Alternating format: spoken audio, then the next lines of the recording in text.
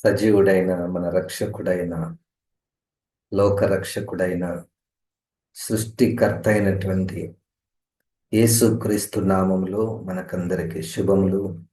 ఆయన కృప, ఆయన కనికరము, ఆయన సమాధానము మన జీవిత అంతం వరకు సమృద్ధిగా ఉండునుగాక. పరిశుద్ధాత్మ దేవుని గూర్చినటువంటి ప్రత్యక్షతలు, దేవుని గూర్చినటువంటి ప్రణాళికలు మనకు బయలుపరిచి ఏ ఉద్దేశం చేత మనం ఈ లోకంలో బ్రతుకుతున్నామో, ఏ ఏ ఉద్దేశం చేత మనం ఈ లోకంలో జన్మించామో, ఆ ఉద్దేశములు, ఆ చిత్తము దేవుడు మన జీవితంలో సంపూర్ణంగా నెరవేర్చునుగాక. క్రీస్తు పోలికలోనికి, సంపూర్ణతలోనికి మనమందరము రావాలనని దేవుడు మనకు మంచి వాక్యాన్ని దయచేశాడు. చూడండి, వాక్యం మన చేతిలో ఉంది, కానీ ఇదే వాక్యాన్ని అపవాది అనేక అబద్ధ బోధకుల ద్వారా క్రైస్తవ సంఘానికి రకరకాల సందేహాలు, కలవరాలు పుట్టించినటువంటి బోధలు కూడా బోధించబడుచున్నాయి. వింటున్నటువంటి మీరు, నేను కూడా అనేక బోధలకు మనము ఎక్స్పోజ్ అవుతున్నాము, అంటే వింటున్నాము. అంత విరివిగా ఈ డిజిటల్ మీడియా ద్వారా మనము వాక్యాన్ని ధ్యానం చేస్తున్నాము, వింటున్నాము, బోధిస్తున్నాము.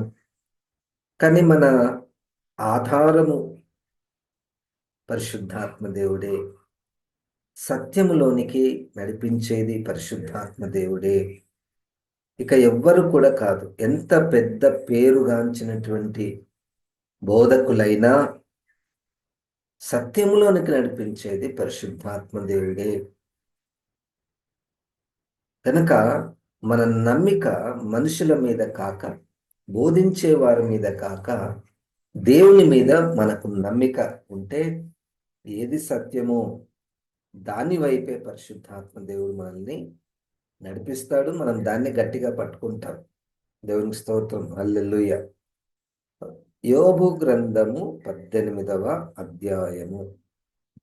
యోబు గ్రంథము 18వ అధ్యాయము. ఇక్కడ అప్పుడు షీహియుడైన బిల్దదు ఈలాగు ప్రత్యుత్తరం ఇచ్చాడు. బిల్దదు స్నేహితుడు. ఎలీఫజ్, బిల్దదు, జోఫార్. ఇప్పుడు బిల్దదు గారు ఇంతకుముందే మాట్లాడాడు. ఇప్పుడు రెండవసారి ఆయన మాట్లాడుతున్నాడు. ఇప్పటికే యోబు గారు ఒకవైపు, ముగ్గురు స్నేహితులు ఇంకొక వైపు. వాళ్ళ సంభాషణ, వాళ్ళ మాటలు, వాళ్ళ యొక్క భావాలు, కోపము, బాధ, హేళన, అన్నీ మిక్స్డ్ అయినటువంటి సంభాషణ జరుగుతుంది.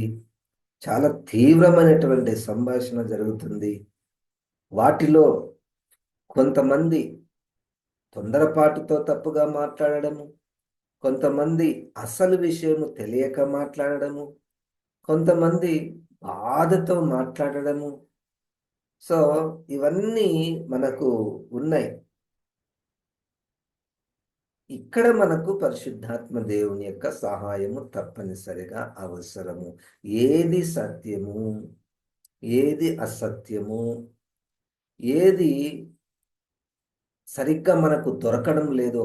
ఒక విషయం గురించి, ఉదాహరణకు పుట్టుక గురించి, లేదా మరణం గురించి, లేదా దేవుని గురించి, లేదా పునరుద్ధానం గురించి, ఎన్నో విషయాలు, అన్నిల గురించి ఎన్నో విషయాలు మనకు ఎదురవుతున్నాయి.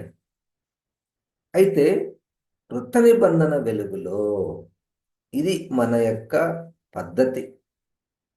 ఏదైనా ఒక విషయము మనకు సరిగ్గా అర్థం కావాలంటే మనం ఎంచుకున్నటువంటి పద్ధతి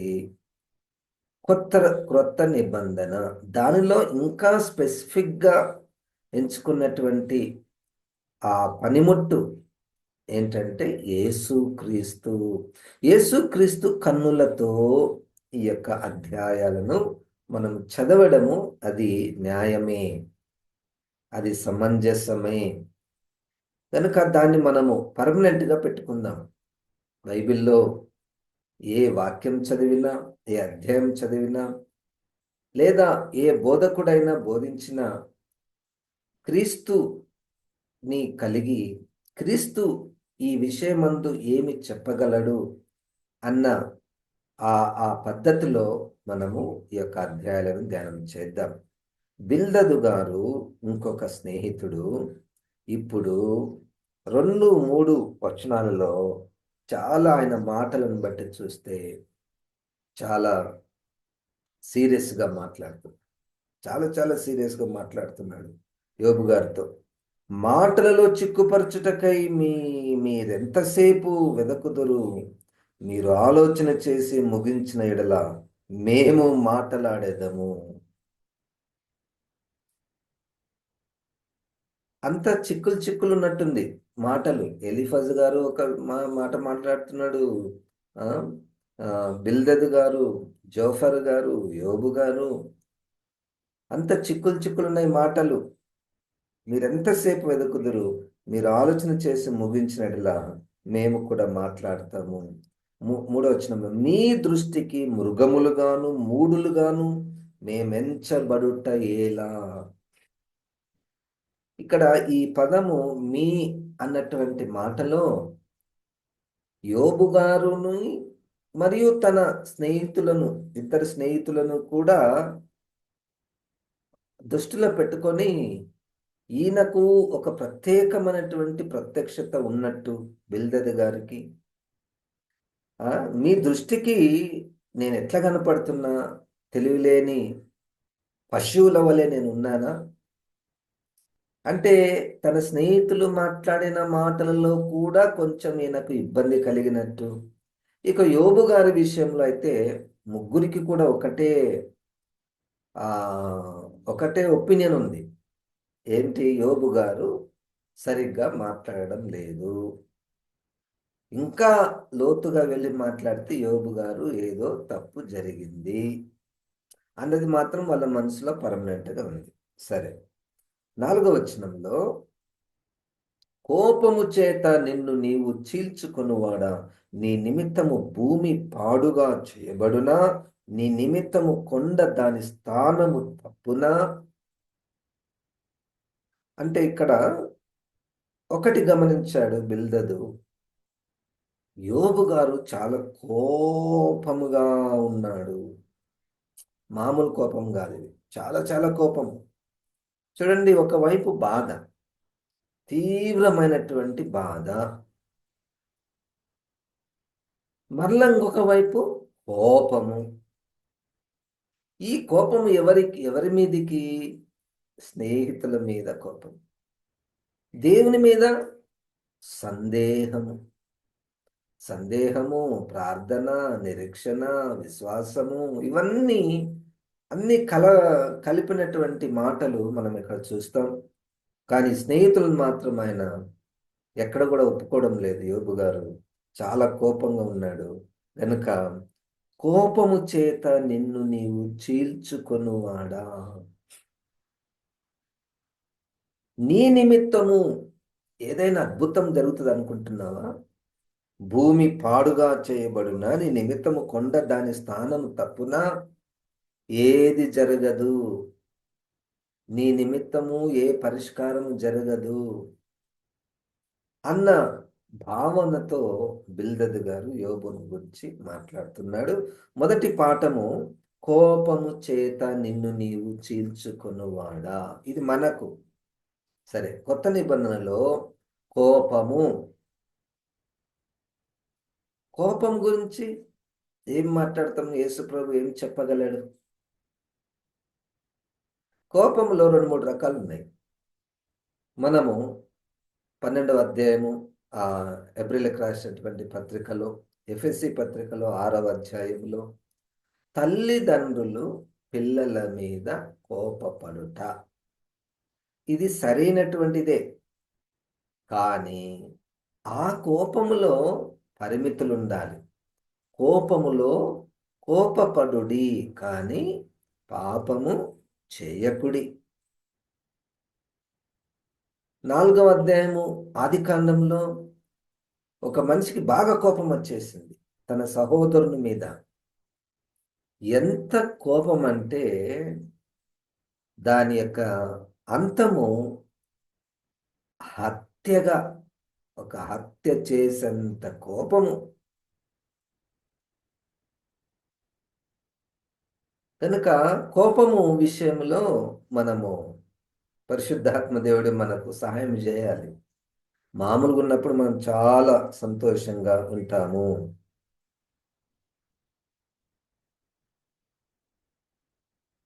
కానీ కోపం ఎప్పుడు వస్తుంది కోపము? ఊరికేనైతే రాదు, ఏదో ఒకటి. ఇక్కడ కయ్యూనుకు రావడానికి గల కారణం ఏంటంటే తన సహోదరుని నీతి, తన దుష్టత్వం. నేను మంచోని కాదు, నా పక్కనోడు చాలా మంచోడు. ఇది ఆ కోపంగా మారిపోయింది. అవతల వాళ్ళ వలన మన కోపం రావచ్చు, మన వలననే మనకు కోపం రావచ్చు. అవతల వ్యక్తులు తప్పు చేసినా కోపం వస్తుంది, అవతల వ్యక్తులు మంచి చేసినా కోపం వస్తుంది. అన్నీ ఇంకా నేను 2, 3 చెప్పాను. ఇంకా ఎవరికి ఎప్పుడు ఏ సందర్భంలో కోపం వస్తుందో అన్ని కారణాలు ఉంటాయి. కానీ కోపపడుడి కొన్ని సందర్భాలలో యాక్సెప్టెడ్. మనము క్రమశిక్షణ పెట్టడానికి మనం కోపపడుతుంటాం.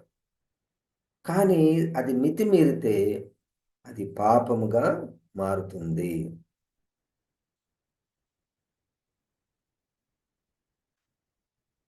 ఒక మంచి పాట ఉన్నది. అది నన్ను చాలా బలపరిచినటువంటి పాట. రేగా త్వరపడకు, కోపి గోడు చెందును. ఓర్చుకో, ఓర్చుకో. కోపం వచ్చినప్పుడు ఓర్చుకో. రేగా త్వరపడకు. రేగా త్వరపడకంటే, రేగా అంటే నిన్ను రేపే పరిస్థితులు, నిన్ను రెచ్చగొట్టే మాటలు, నీకు కోపము వచ్చే సంఘటనలు వస్తాయి. అప్పుడు రేగా త్వరపడకు, ఓర్చుకో, ఓర్చుకో. కోపి గోడు చెందును, ఓర్చుకో. కోపి, కోపిస్తి. కొంతమందికి వాళ్ళ పేరే కోపము అన్నంతగా వాళ్ళ లైఫ్ ఉంటుంది. అది కొంతమంది దాన్ని పాజిటివ్గా కూడా తీసుకుంటారు. నాకు చాలా కోపము, ఆయన చాలా కోపము. కోపి గోడు చెందును, ఓర్చుకో. నీ కన్యాయమైనాను కన్నులెర్ర చేయకు.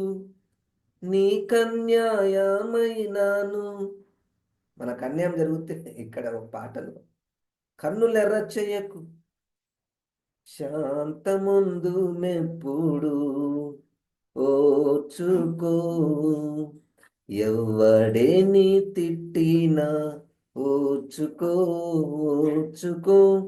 మేలు చేయు కీడుకు ఓర్చుకో. ఎవరైనా నన్ను తిడితే, నిన్ను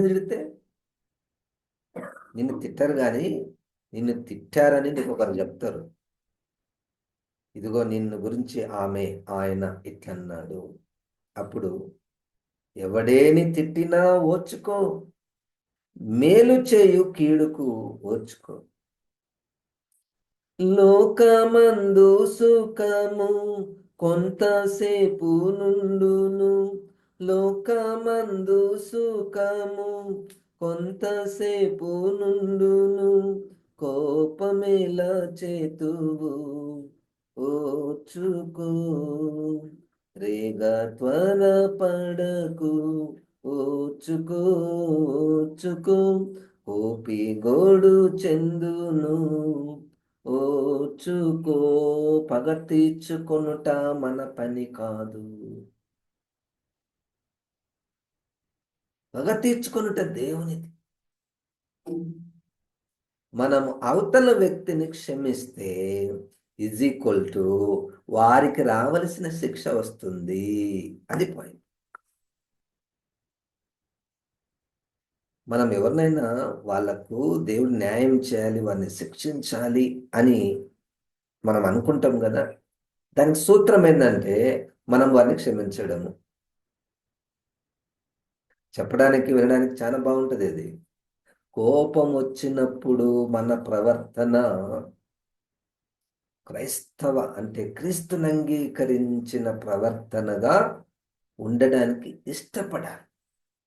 ఇష్టపడాలి, ప్రార్థన చేయాలి. ఇట్స్ నాట్ ట్రైయింగ్, ఎక్సర్సైజ్ లేదు దీనికి. కోపం పడకుండా ఉండాలంటే కొంతమంది, మీకు ఎప్పుడైనా కోపం వచ్చినప్పుడు 10 లెక్క పెట్టండి, 1 2 3 4 ఇవి పని చేయవు. కొంతమంది కోపం వస్తే ఏది ఏది ఉంటే అది తీసుకొని కొట్టేస్తారు. ఇంట్లో ఏదన్నా ఉంటే కొట్టేస్తారు, ఏదన్నా తీసుకొని బండకేసి కొట్టేస్తారు. పాడైపోతే వస్తువులు, తర్వాత అయ్యో నేను ఎంత తొందరపడ్డాను అనపడుతుంది. క్రీస్తుని కలిగినటువంటి వారికి ఆ సెల్ఫ్ కంట్రోల్ అనేటువంటిది దేవుడు అనుగ్రహిస్తాడు. సరే, యోబు గ్రంథము 18వ అధ్యాయములో ఇక్కడ బిల్దదు గారు పరోక్షంగా భక్తిహీనులు ఎవరు, భక్తిహీనులకు జరిగే పనిష్మెంట్ ఎలాంటిది, చాలా సింపుల్గా ఒకటే మాటలో చెప్పేశాడు. ఈ భక్తిహీనులు ఎవరు చూడండి. ఒక మాట, భక్తిహీనులు 7వ వచనంలో ఈ భక్తిహీనులు ఎవరు? వారి పటుత్వము గల నడకలు అడ్డగింపబడును, వారి స్వకీయ ఆలోచన వారిని కూల్చును. యోబు గ్రంథము 18వ అధ్యాయంలో భక్తిహీనులను గురించి బిల్దదు గారు భక్తిహీనులు వారికి కలగబోయే శ్రమలు లేదా పనిష్మెంట్ మనం చూస్తాము. 7వ వచనంలో వారి పటుత్వము గల నడకలు అడ్డగింపబడును, వారి స్వకీయ ఆలోచన వారిని కూల్చును. స్వకీయ ఆలోచన అని బిల్దదు గారు ఈ మాట వాడడానికి గల కారణం ఏంటంటే, ఆయన అనుకుంటున్నాడు యోబు గారు తన స్వకీయ ఆలోచన చేత మాట్లాడుతున్నాడు. యోబు గారు తన స్వకీయ ఆలోచన చేత మాట్లాడుతున్నాడని ఈ బిల్దదు గారు అనుకుంటున్నాడు. ఈ విషయంలో మనము కూడా ఆలోచన చేస్తే స్వకీయ ఆలోచన, దానికి పరిశుద్ధాత్మ దేవుడు గుర్తు చేస్తున్నాడు. నాకు చాలా నచ్చినటువంటి ఒక వచనము ఫిలిప్పీలకు రాసినటువంటి పత్రికలో ఈ యొక్క ఆలోచనలు విషయంలో 4వ అధ్యాయం, ఫిలిప్పీలకు రాసిన పత్రిక 4వ అధ్యాయము 8వ వచనము చూడండి. మెట్టుకు సహోదరులారా, ఏ యోగ్యత అయినను మెప్పైనను ఉండిన ఎడల, ఏవి సత్యమైనవో, ఏవి మాన్యమైనవో, ఏవి న్యాయమైనవో, ఏవి పవిత్రమైనవో, ఏవి రమ్యమైనవో, ఏవి ఖ్యాతి గలవో వాటి మీద ధ్యానముంచుకొనుడి. ఆ పదం ధ్యానముంచుకొనుడి, ఆలోచన చేయుడి. చూడండి, మన మైండ్ యోబు గ్రంథంలో మనం 7వ వచనంలో 18వ అధ్యాయం 7వ వచనంలో స్వకీయ ఆలోచన అంటే మానవ ఆలోచన లేదా నా స్వార్థపూరితమైనటువంటి ఆలోచన, ఇవన్నీ నెగటివ్.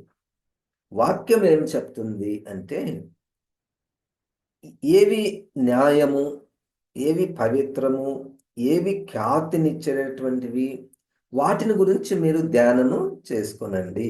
చెప్పడానికి బాగానే ఉంటుంది, మన కంట్రోల్లో మనం ఉండం కదా. ఇప్పుడు మన తలంపులు పవిత్రమైనవిగా ఉండాలి అంటే అది ఎట్లా సాధ్యము?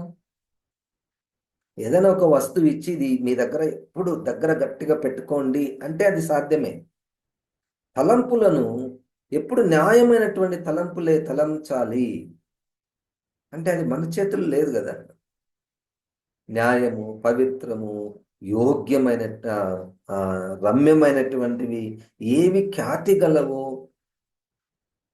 అప్పుడు నాకు మరలా రోమపత్రిక 12వ అధ్యాయంలో 2వ వచనంలో ఏముందంటే, మీరు ఈ లోక మర్యాదను అనుసరింపక ఉత్తమమును అనుకూలమును సంపూర్ణమునయున్న దేవుని చిత్తమేదో పరీక్షించి తెలుసుకొనున్నట్లు మీ మనస్సు మారి నూతన మగుట వలన రూపాంతరము పొందుడి. మనస్సు మారి రూపాంతరమగుట అంటే ఆలోచన విధానము మారి రూపాంతరము చెందుట. ఆలోచన విధానం మారాలంటే మరలా మనకి ఇదే ఫిలిప్పీలకు రాసినటువంటి పత్రికలో 2వ అధ్యాయములో 5వ వచనంలో ఇది మనకు అసలైనటువంటి వాక్యము. 2వ అధ్యాయము 5వ వచనంలో, క్రీస్తు యేసునకు కలిగిన ఈ మనస్సు మీరును కలిగి ఉండండి. దేవుని స్తోత్రం, హల్లెలూయా. దేవా, నాకు నీ మనస్సు దయచేయి, నీ ఆలోచన విధానము నాకు దయచేయి. అప్పుడు అది పవిత్రంగా ఉంటుంది, అది అప్పుడు న్యాయంగా ఉంటుంది, అది ఖ్యాతి కలిగినటువంటి విషయాలను గురించి ఆలోచన చేస్తుంది. కనుక అట్టి విషయాలు, అట్టి ఆలోచన విధానము మనకు ఉండాలని దేవుడు కోరుచున్నాడు. ఇక్కడ ఆ భక్తిహీనుల గురించి బిల్దద్ గారు మాట్లాడుతున్నాడు. 21వ వచనంలో, యోబు గ్రంథము 18వ అధ్యాయము 21వ వచనం, నిశ్చయముగా భక్తిహీనుల నివాసములకు ఇట్టి గతి పట్టును, దేవుని ఎరుగని వారి స్థలము ఇట్టిది. చూడండి, ఈరోజు 18వ అధ్యాయంలో భక్తిహీనులు, వారికి కలిగే శ్రమలు, వారికి కలిగినటువంటి శ్రమలు మనము ఇంకా చాలా ఉన్నాయి. వాళ్ళకి ఎటువంటి శిక్ష వస్తుందో చాలా విషయాలు ఉన్నాయి. భక్తిహీనత ఇక్కడ మనం ఆగి ఆలోచన చేస్తే, నాకు భక్తిహీనత అంటే భక్తి లేనివారు. సరే, ఇప్పుడు భక్తిని ఎట్లా కొలవాలి? నాకు భక్తి ఉందా లేదా? క్రొత్త నిబంధన భాషలో భక్తి should be qualified with the Shakti, making it complete భక్తి. క్రొత్త నిబంధన నిర్వచనము బయట లోకంలోనికి వెళ్తే భక్తి చాలా ఉంది, భక్తి పరులు చాలా మంది ఉన్నారు. ఎంత భక్తి పరులంటే బయట ఉన్నటువంటి వారు అపోస్తుల కార్యంలో 10వ అధ్యాయములో ఎంత భక్తి చూడండి. ఒక ఆయన భక్తి పరుడు ఉండేను. ఏంటి ఆయన భక్తి ఎట్లా ఎక్స్ప్రెస్ చేస్తున్నాడు? అతడు అతని ఇంటి వారందరితో కూడా దేవుని యందు భయభక్తులు గలవాడై ఉండెను. దేవుడంటే భయం, భక్తి. మొదటిది, ప్రజలకు బహు ధర్మము చేయుచు, ఎంత ఆ దయాగుణము, చాలా మందికి హెల్ప్ చేస్తున్నాడు. మూడవది, ఎల్లప్పుడూ దేవునికి ప్రార్థన చేయువాడు, ఎల్లప్పుడూ దేవునికి ప్రార్థన చేయువాడు భక్తి. కానీ ఇతని గురించి మనము ఆ అధ్యాయంలో చూస్తే రక్షణ లేని జీవితం, రక్షణ లేని భక్తి. 2వ తిమోతి పత్రిక 3వ అధ్యాయము 5వ వాక్యం. 2 తిమోతి 3:5, పైకి భక్తి గల వారి వలె ఉండి దాని శక్తిని ఆశ్రయించని వారునై యుందురు, ఇటు వారికి విముఖుడవై ఉండుము. ఇప్పుడు నేను మీకు బోధించేది భక్తిలో భాగం. మీరు ప్రతిరోజు ఉదయం లేచి వచ్చి కూర్చునేది, లేదా తర్వాత వాక్యాలు వినేది, మనం ప్రార్థన చేసేది అన్ని భక్తిలో భాగమే. కానీ శక్తి ఎక్కడ మిస్ అవుతుంది? ఇదే భక్తి మనం జీవితాంతం కొనసాగించామనుకోండి, ఎల్లప్పుడూ ప్రార్థన చేస్తాము, దాన ధర్మాలు చేస్తాము, డొనేషన్స్ ఇస్తాము, వాటన్నిటికీ రిజల్ట్ ఏంటంటే మంచిది, కానీ రక్షణ లేని మంచిది. బయట ఎంత భక్తి ఉందండి, ఎంత భక్తి! ఆ భక్తితో మనము సాటి రాము. మోకాళ్ళ మీద దేవుని దగ్గరికి వెళ్ళడం, ఉపవాసాలుండి దేవుని దగ్గరికి వెళ్ళడం, ఇవన్నీ మనం ఎన్నో చూస్తాం.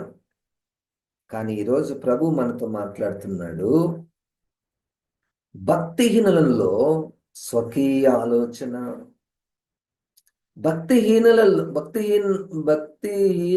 అంటే మన నిర్వచనము శక్తి లేని వారు. భక్తి ఉంది కానీ శక్తి లేనటువంటి వారు. అది నాకు కూడా అప్లై అవుతుంది.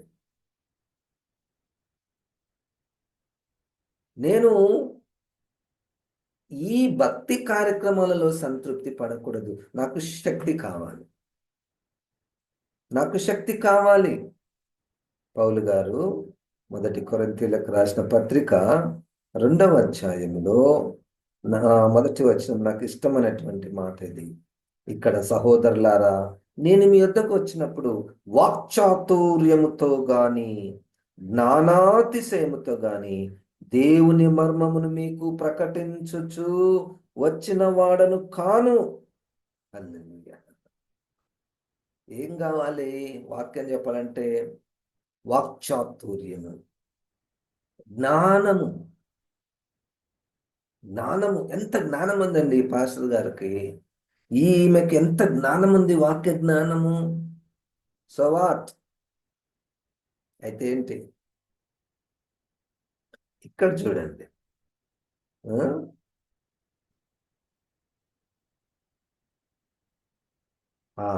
4వ వచనంలో, మీ విశ్వాసము మనుషుల జ్ఞానమును ఆధారం చేసుకొనక దేవుని శక్తిని ఆధారము చేసుకొని ఉండవలనని నేను మాటలాడినను, సువార్త ప్రకటించినను, జ్ఞానయుక్తమైన తీయని మాటలను వినియోగింపక పరిశుద్ధాత్మయు దేవుని శక్తియు కనపరచు దృష్టాంతములని వినియోగించి తిని.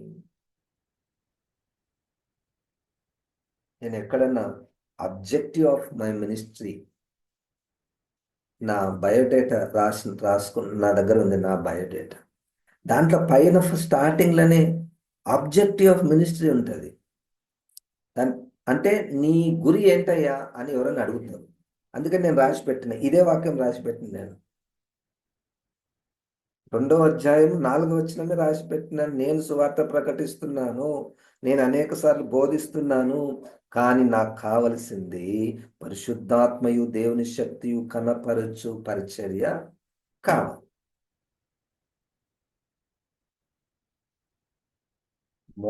అపవాది మోసపరుస్తున్నాడండి, మోసపరుస్తున్నాడు మనల్ని. ఇంత భక్తి ఉంది, ఇంకేం కావాలి నీకు అనుకుంటారు. కానీ శక్తి, పరిశుద్ధాత్మ శక్తి నాకు కావాలి. నీకు కావాలనుకుంటే ఆయన మీద మనం ఆధారపడాలి. కొర్నేలి లాంటి భక్తి మనకుందా? లేదా 3వ అధ్యాయంలో యోహాను సువార్తలో టీచర్ ఆఫ్ ద లా, ఆయనకున్నటువంటి భక్తి మనకుందా? ఎంతో మంది మన చుట్టూ ఎంత భక్తి ఉంటుంది, కానీ దానిలో శక్తి కనపరిచేటటువంటి, దేవుని శక్తిని అనుభవించేటటువంటి భక్తి కావలను. ఎంత ప్రార్థనలు, magnitude of ప్రార్థనలు will not decide, is not the sign of God's answer.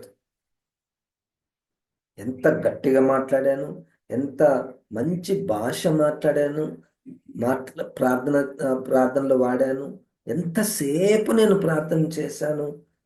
కానీ ఒకటి జరగాలి, నువ్వు ఏ భాష మాట్లాడినా శక్తిని ఆశ్రయించాలి. శక్తి, శక్తి, శక్తి. ఎవరైనా ప్రార్థన చేస్తుంటే ఆ ప్రార్థనలో దేవుడు నాతో మాట్లాడాడు అన్నది ఎప్పుడైనా మీరు గమనించారా? దాన్ని దేవుని శక్తి అంటారు. దాన్ని దేవుని శక్తి అంటారు. అంతేగాని ప్రార్థనలు కొట్లాడుకోవడము, నాకు ప్రార్థన ఇయ్యలేదని అనడము, వెరీ పోర్ క్రిస్టియన్ ఫెయిత్.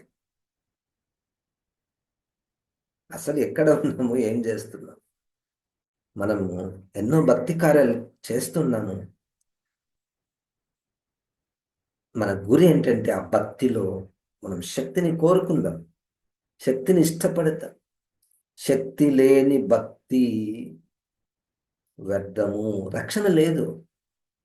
కొన్నేళ్ళు గారికి భక్తి ఉంది, కానీ రక్షణ లేదు కదా. యేసుక్రీస్తుని తెలుసేమో, యేసుక్రీస్తుని తెలుసు, పెద్ద ఆఫీసర్ కదా రోమా దాంట్లో, తెలిసిండొచ్చు. సో వాట్, నాకు కూడా బుద్ధిపూర్వకంగా యేసుక్రీస్తు బాగా తెలుసు. కానీ యేసుక్రీస్తు నా కొరకు చనిపోయాడు, ఆయన రక్తంలో నా పాప భారము తీసివేయబడుతుంది అని నమ్మి, ఆయన ఒక్కడే మరణం జయించి తిరిగి లేచాడు, ఆయన తిరిగి రాబోతున్నాడు అన్న మాటలు మన హృదయంలో రాయబడితే యేసుక్రీస్తుని మనం అంగీకరించినటువంటి వారము. తప్పకుండా మన భక్తిలో మనం శక్తిని చూస్తాము. దేవుడు అట్టి కృప మనకందరికీ దయచేయండిగాక. ఆమేన్. జీవం గల తండ్రి, వాక్యమైన ప్రభా, ఈ యొక్క మాటలను ప్రభా మాలో ఫలింపచేయమని యేసు నామమున ప్రార్థిస్తున్నాం తండ్రి. ఆమేన్. ఇప్పుడు మన పరమ తండ్రి అయిన దేవుని యొక్క ప్రేమ, ప్రభువైన యేసుక్రీస్తు యొక్క కృప, పరిశుద్ధాత్మ దేవుని యొక్క సహవాసం మనకందరికీ సదాకాలము తోడయుండును గాక. ఆమేన్. దేవుడు మనం దీవించును గాక.